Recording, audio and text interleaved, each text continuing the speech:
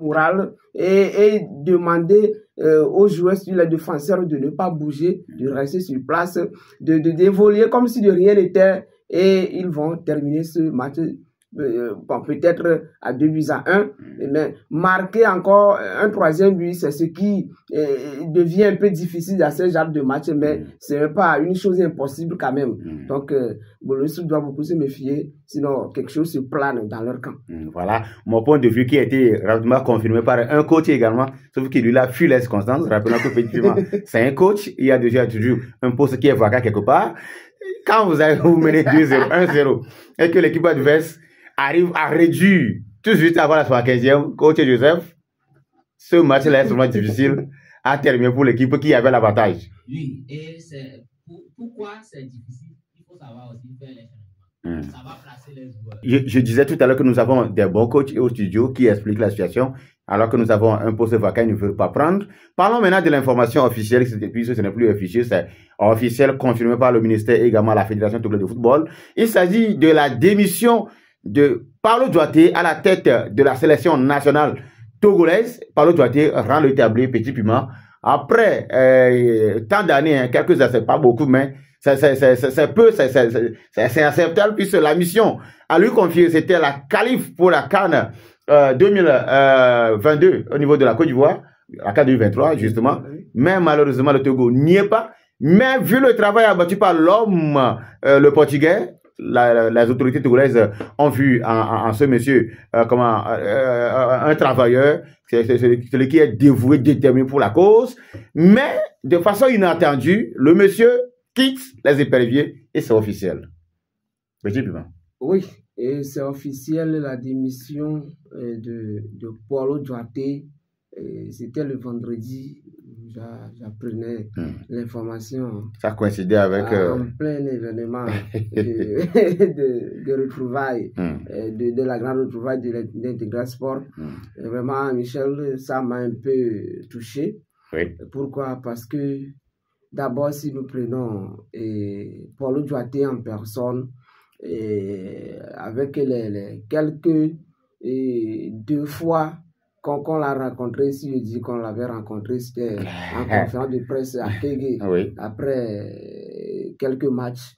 Bon, quand il parlait le jour-là, je te disais que vraiment j'ai senti que Paulo Duarte n'est pas venu juste pour remplir sa poche comme quelqu'un l'a fait. Il est là pour travailler et avoir de bons résultats à travers ses propos. Et effectivement, après quelques jours, on était encore parti pour le match là contre le Sénégal. On a vu ce que le Togo a fait. On a encore dit que bon, avec Paulo Duarte, ça peut y aller. La manière dont il fait les rotations et les changements, et après les matchs, ses discours, vraiment, quand on gagne, on sent qu'il souffre. Ce n'est pas quelqu'un qui dit que des équipes ont encaissé 4-5 buts, nous n'avons encaissé que 2 et on se plaint. Non, non, non, non. On sent que vraiment il est venu pour travailler. D'abord, quand tu es coach et tu t'occupes d'une équipe, la première des choses, c'est le résultat. Voilà. Si le résultat n'est pas au point, toi-même, intérieurement, tu n'es pas à l'aise. Tu es gêné et ça ne va pas. Malgré tout ce que tu fais, si le résultat ne vient pas, désolé, un jour tu vas décider autrement. J'espère que c'est ce qui est arrivé à Paulo Duarte. Il a compris que malgré son expérience, malgré tout ce qu'il fait, il a mis tout en œuvre pour pouvoir avoir de bons résultats, mais bon, ça ne vient toujours pas. Donc il a compris que le problème, la solution au problème au problème de football togolais, c'est pas lui. C'est pas à lui de régler ça. Et il faut trouver la solution ailleurs. Peut-être qu'il a compris que il faut quelque chose pour que ça marche, mais bon, c'est pas à lui de le faire. Vaut mieux de laisser et partir pour qu'on ne crie pas son nom après que il est là, il ne fait rien et on ne gagne pas. On ne gagne pas bien sûr des matchs, mais ça se comprend autrement.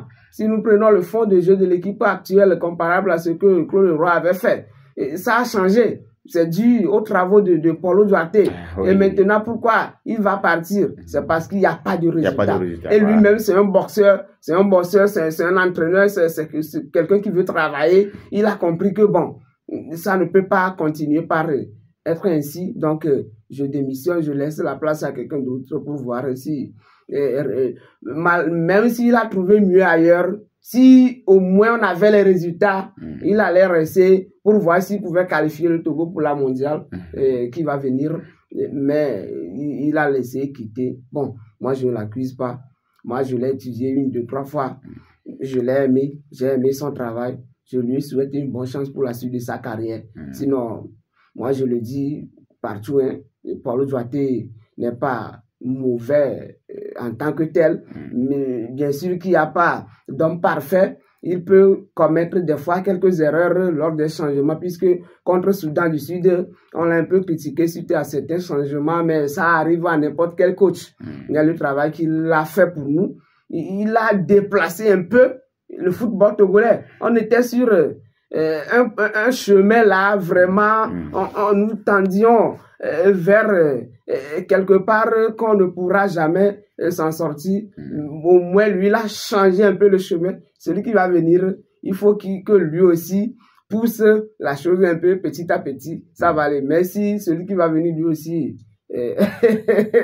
il a retourné le truc vers une autre direction, vous allez voir que ça va encore revenir à zéro. Et vous allez voir que nous aurons toujours des problèmes.